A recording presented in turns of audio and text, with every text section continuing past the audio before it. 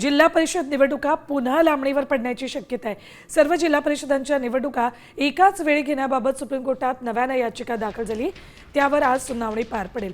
50% आत आरक्षण असलेल्या 12 जिल्हा परिषदा आणि 125 पंचायत समित्यांच्या निवडणुकांची तयारी राज्य निवडणूक आयोग करत असतानाच सुप्रीम कोर्टात नवी याचिका दाखल झाली आहे। त्यामुळे निवडणूक लांबणीवर जाण्याची शक्यता आहे।